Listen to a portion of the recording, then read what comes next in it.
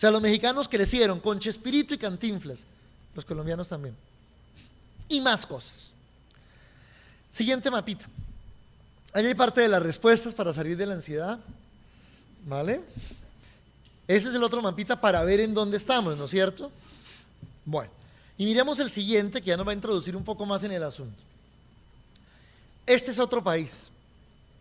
Cuando digo es otro país, es el país geográfico.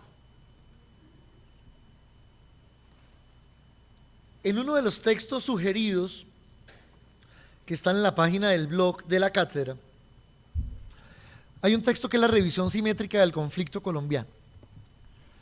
Y este mapa lo traje para posicionar algunas cosas, posicionar algunas ideas que me parecen importantes como propuesta para entender de alguna forma alternativa el conflicto. Buena parte de lo que sucede en el país, en el conflicto, se debe a la topografía del país, no solo a lo que pensamos y a la historia de los colombianos. Me explico. Cuando liberaron los secuestrados, los cientos de secuestrados que hubo, civiles y militares, no es que se haya acabado, pero todo ese montón, esa masa de secuestrados que hubo, una de las cosas que decían es: los helicópteros sobrevolaron muchas veces el campamento.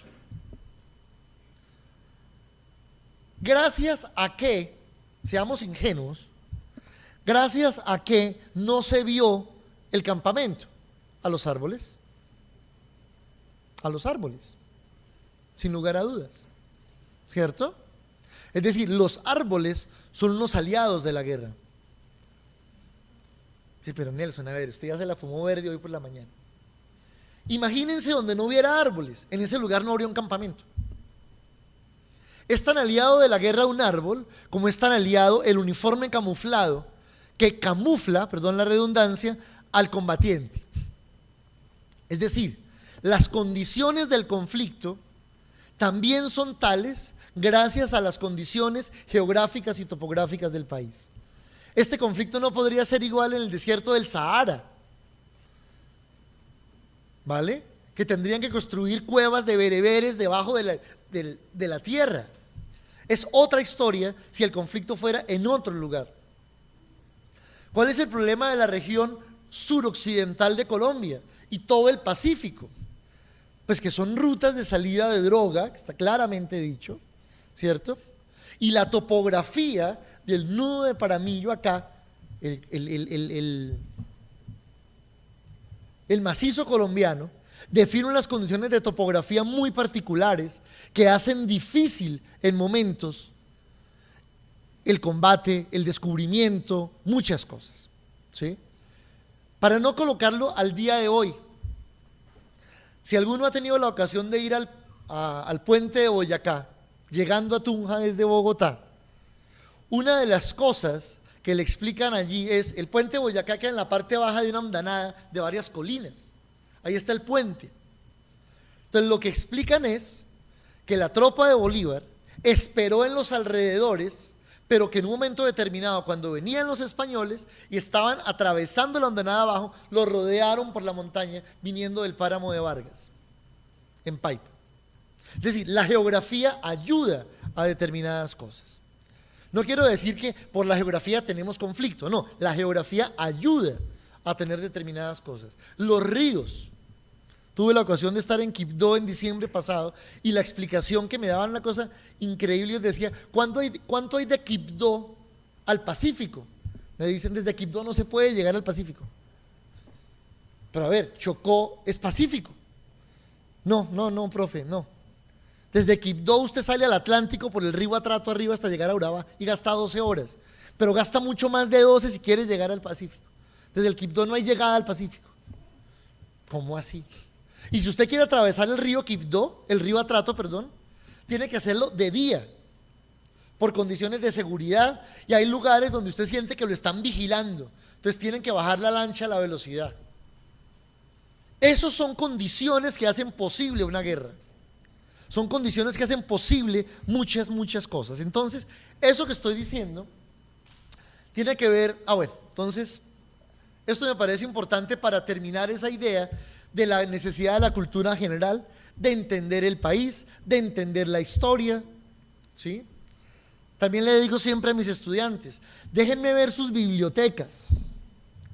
No me hablen de las fotocopias que sacaron durante la carrera, de los libros que han comprado durante la carrera y qué libros tiene. Entonces, le dice, mira, eso es llamado lectura, ¿sí? Y tiene que ver con el software que tienen las personas en sus cerebros.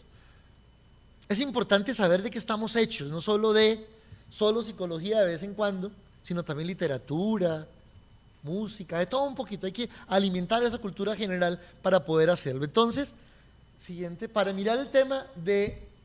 poder mirar el tema del conflicto, habría que entender varias cosas. Hay un sociólogo francés muy conocedor del caso colombiano, tuve ocasión de escucharlo en el 2001 en Barcelona, y Daniel Pecó decía, tiene varios libros sobre la historia del país. Una cosa es el conflicto en Colombia, otra cosa es el conflicto de Colombia. Es decir, una cosa es lo que sucede de las fronteras para adentro, otra cosa es lo que sucede de las fronteras para afuera. El conflicto de Colombia no solo sucede en el país. El conflicto de Colombia hoy en día es un conflicto internacional. Una evidencia directísima de ello es el conflicto se hace en La Habana, acompañado por un país europeo, por un país latinoamericano, por dos veedores, ¿cierto? Está acompañado por Noruega, está acompañado por Venezuela, está acompañado por Chile, está acompañado por Cuba y colombianos en Cuba, por ejemplo. El tema del tráfico de drogas, de la circulación de drogas, es un problema mundial. Cuando tengo ocasión de hablar con personas europeas particularmente, les digo, cuando salen ustedes a las marchas en la calle por la paz y todas las cosas, después de la marcha, qué maravilla, salimos 500,000 personas a la calle a decir en contra de la globalización y todo, y al final de la marcha el mayor logro es, nos vamos a un bar y nos fumamos un porro de marihuana, o nos metemos una raya de coca, qué maravilla, y cada vez que hay un consumo de alguna droga de estas producidas en el país, se dispara un gatillo en mi país, terminando con la vida de alguien. Es decir, los gatillos del conflicto en Colombia los dispara alguien aquí con un hilo en el consumo en cualquier lugar del mundo. El problema es un problema gravísimo, el problema de las drogas, no solo de salud pública. La gasolina del conflicto viene alimentada por el gran negocio de las drogas. Y ese es un tema que hay que tener en cuenta para mirar en conjunto. Entonces, esa afirmación de Pecó me parece importante. No es que estemos solos, nos toca a nosotros, pero es un conflicto que toca muchas otras esferas. Siguiente. Entonces, en ese orden de ideas, vamos a mirar el tema de lo que ya les venía yo hablando hace un momento, de cómo hay diferentes aliados y cuáles son los conceptos que están en ese capítulo de análisis simétrico del conflicto. Esto viene de la teoría del actor Red, que es una teoría de la sociología del conocimiento, la Actor Network Theory. Y ahí hay tres nociones que yo quiero traer para proponer una lectura alternativa. Una lectura alternativa que coloca los actores y las comprensiones en otros planos de relación y en otros planos políticos y éticos. Este es un análisis que hice hace ya 14 años, esto no es nuevo, pero me parece que sigue siendo vigente. Cuando hablamos de simetría, estamos hablando de un concepto propuesto por un sociólogo francés llamado Bruno Latour.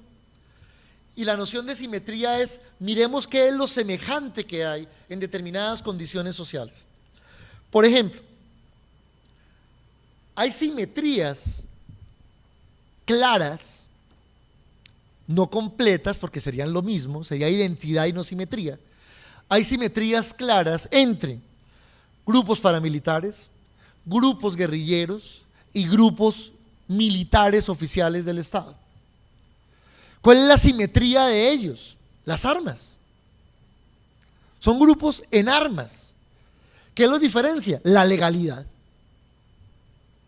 La legalidad los diferencia. pero son grupos en armas. Es decir, a mí que no me digan que llegue una persona del ELN, de las FARC, las autodefensas, las BACRIM, la policía o el ejército y me pone un arma aquí en la cabeza. Tengo más confianza con los oficiales que con los no oficiales. El arma es el arma. La comunidad de guerra es la comunidad de guerra. ¿Sí soy claro en eso que quiero decir? Entonces, cuando uno puede pensar simétricamente que hay algo común, uno dice, uy, aquí la cosa tiene otro matiz. No quiero hablar bien ni mal de nadie, este es un análisis descriptivo. ¿Qué los diferencia? Insisto, el asunto de la legalidad. Listo. En ese sentido, lo que está propuesto en ese texto que está allí colgado, es que hay comunidades de guerra, unas comunidades de guerra que compiten por algo, y ese algo resulta que se llama el bienestar de los colombianos. Y lo explico muy claramente.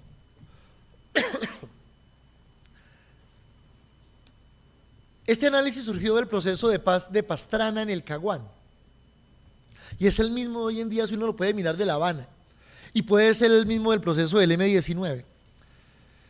Cuando el proceso del Caguán hice un análisis de la página electrónica del ELN, de las FARC, de las AUC y la agenda de presidencia en el gobierno. Todos, palabras más, palabras menos, decían que su principal propósito era el bien, la honra, la defensa de los valores, los patrimonios colombianos. Todos están en lo mismo. Todos están en lo mismo. Es decir, salvaguardar lo colombiano, conseguir bienestar, salvaguardar los derechos, proteger libertades, que haya autonomías. Yo tengo la hipótesis que si uno hace el siguiente experimento, ese puede ser un trabajo de investigación, le coge los documentos de cualquiera de los grupos en conflicto en el país, les quita el autor y se los da a grupos de gente que digan, ¿esto quién lo pudo haber dicho? Les apuesto que la confusión sería importante, porque no todas las veces los discursos políticos están matizados por el color político de quien los enuncia. No sé si me hago entender. Tengo la hipótesis de que no fácilmente alguien distinguiría que esto lo dijo el ejército, la policía, el presidente, lo dijo Uribe, lo dijo Vargas Lleras, lo dijo las FARC, lo dijo el ELN. Posiblemente hay discursos que son muy transparentes entre unos y otros, no todos. No quiero decir que todos, por eso hablo de simetría y no de identidad. Vale. Entonces, en ese sentido, una conclusión del asunto de la simetría son las comunidades de guerra. Porque las comunidades de guerra, entiéndanse paramilitarismo, BACRIM, guerrillas, ejército, policía, son grupos armados, diferenciados por la legalidad y diferentes elementos políticos. Esos grupos, todos, están organizados alrededor de la idea del desarrollo de los colombianos, de la defensa de los derechos de los colombianos. Y mi pregunta es, ¿los colombianos les dijimos que se mataran por nosotros? Y lo más curioso es que aprovechándose de los no armados, entre ellos se dan duro y parasitan de la lógica civil. No sé si me hago entender. Es decir, gracias a que el discurso es la defensa de lo colombiano y de los colombianos, estos grupos tienen razón de existir. Entonces son parásitos del asunto de los civiles. Viven de los civiles. Es decir, 500.000 hombres en este país viven de 44 millones. En un discurso que dicen, los vamos a defender a ustedes. Vale, gracias, pero es que el problema también es la amenaza que ustedes nos hacen a nosotros. En ese sentido, es importante desarticular este conflicto. Es necesario desarticular este conflicto. Este argumento que estoy planteando lo iré desarrollando con diferentes argumentos a lo largo de la conferencia. Pero lo que me parece muy importante señalar acá es que con independencia del color de quien enarbola un arma no tiene por qué levantarse nunca. Es decir, un propósito, y aquí lo puedo mirar desde el punto de vista humanista, desde el problema de la psicología. El problema para mí como psicólogo es entender que todas las personas deben tener las condiciones para desarrollarse y actualizar sus potenciales. por colocarlo en términos humanistas. Ese es un propósito. El propósito de la ética, visto por muchos autores, es el logro de la felicidad. Y el logro de la felicidad no quiere decir que todos la consigamos de la misma forma, pero hay que prever y proveer las condiciones para que eso sea posible. Entonces ya se puso utópico el profe. No, no es utópico. Esas son las condiciones cotidianas de existencia. Estos días, conversando con un colega venezolano, hemos intercambiado algunos correos emocionales y conceptuales. Entonces le decía, mira, creo que al final de todo, lo único que cuenta y que deben tener en cuenta ustedes en Venezuela, ustedes digo 4 o 5 colegas, es hagan lo que sea, pero protejan sus relaciones familiares, protejan el lugar a donde pueden llegar a un abrazo después de estar en una marcha en la calle. Protejan a quien los protege, protéjanse en quienes se protegen. Creo que es lo mínimo que uno puede conseguir en determinado momento. Y eso no significa bajo ningún punto de vista ser indiferente en lo político. ¿Sí me hago entender? Entonces ahí es donde se van mezclando esos niveles. A mí cuando me dicen como psicólogo social, Nelson, ¿cuál es la diferencia de lo psicológico y de lo social? Yo digo, ninguna. Son matices de un mismo fenómeno, depende de dónde coloque una lupa, pero no son cosas distintas. Por eso dije, soy construccionista. Confesé mis pecados de entrada, entonces me permito pecar y ser hereje un poquito, teóricamente en ese sentido. Entonces, volviendo a esto, lo que quiero señalar es, el problema del análisis es esas relaciones parasitarias, no parasitarias, que ojalá no sean parasitarias, sino sean de mutuo aprovechamiento, se me fue la palabra, simbióticas. No parasitarias, sino simbióticas. Esa es la idea. ¿Usted qué me da, yo qué le doy? Pero deliberadamente estoy allí por eso. Bien, siguiente. Entonces, como vengo señalando, que parte de la reflexión tiene que ver con cuáles son las relaciones que ha instaurado el conflicto en Colombia, de lo que me interesa a mí como psicólogo social.